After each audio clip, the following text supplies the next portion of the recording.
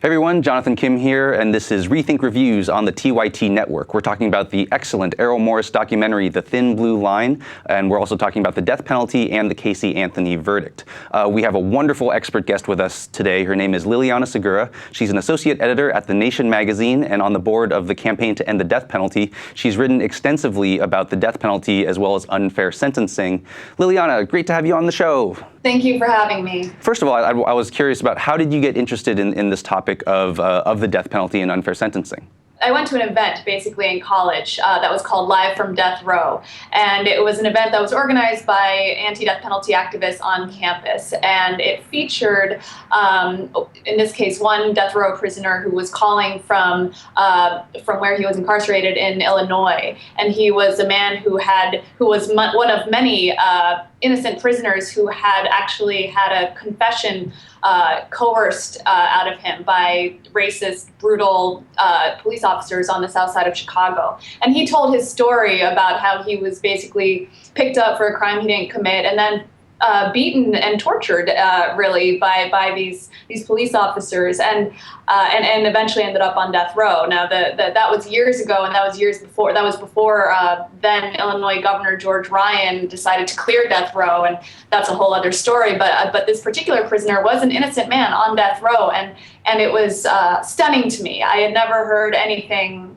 like it. I didn't realize that kind of thing could happen in this country, and that was more than 10 years ago. So I sort of became radicalized, so to speak, around the issue and decided that I wanted to learn more about those kinds of injustices and learn more and fight against the death penalty. And speaking of learning more about the death penalty, so from what I've kind of gathered over the years, it seems like people who are very staunchly for the death penalty are for it because of what seems like common misperceptions about the death penalty and things that were, I think when I was a little kid, I kind of believed in the death penalty because it's one of those issues where if you think about it for a few extra seconds, you'll realize why it doesn't work. And I think one of the biggest reasons given for why we should have the death penalty is that it is a deterrent to crime. If people think that they're going to be executed for a crime, they're not going to commit it. What is it that you found in your research?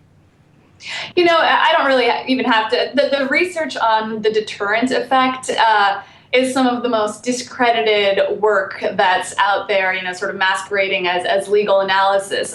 It's one of the great fallacies of sentencing and about the death penalty in particular. It's interesting. After the U.S. Supreme Court struck down the death penalty in 1972, sort of temporarily, in this case, Furman versus Georgia. And after that, there were all of these studies that were completed to try to prove that there was this deterrent effect, that criminals are somehow before they commit a violent crime that might lead to the death penalty are going to consider that maybe they don't want to be executed for this crime and maybe it'll stop them. I mean, on its face, it sort of defies logic.